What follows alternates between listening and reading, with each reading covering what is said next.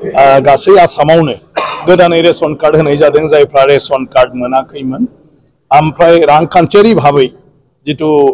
माने मा होनो बेखौ बोसोरिकिया आय बा इनकाम बे इनकामनि बेलायाव आगोलाव 2 लाख जाय इनकाम थायो 2 लाखसिमल' बिसोरल' मोनदोंमोन दा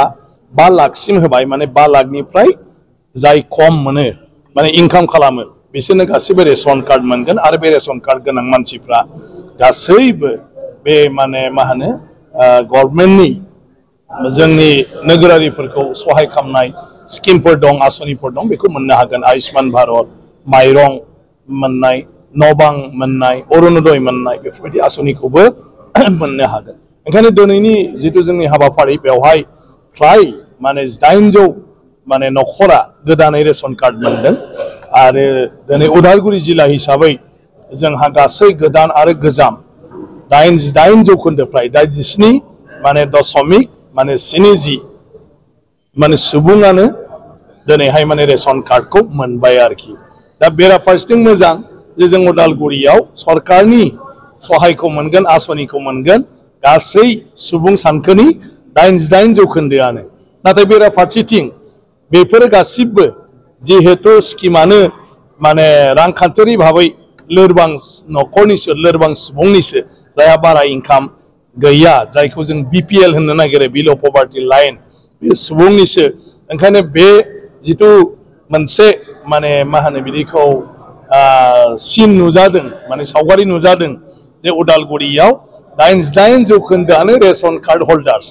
माने 88 जौखोन्दोआनो जों रांखान्थियारि भाबै उनफिननानै दं बे मोनसे एसे गिथावना आरो दा ओंखायनो आं सानो बे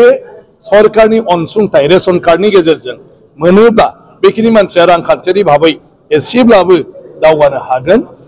आरो जोङो दा उदालगुरिनि हालोदखौ नायनानै खालि सरकारि माने अफिसार बा बिसोरनि मावथि आरो जोंनि राजखान्थि दैदेनगिरि एमएलए एमसिएलए भिसिडिसि चेयारमेन बा गुबुन गुबुन सुबुंनि सायावल'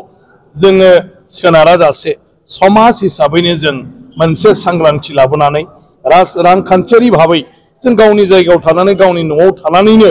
माब्रै गरसे गरनै जों खामायदेरनो हायो बा जोंनि खामायनायखौ बारायलांनो हायो बिनि राहाखौ जों खालामाब्ला जों रांखान्थियारि भाबै गोग्लैसोनानै थालांगोन गतिके आं सानो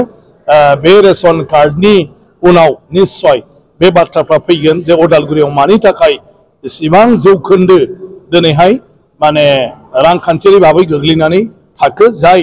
सरकारनि अनसुंथाइखौ लानानै बा बेखौ सोनारनानै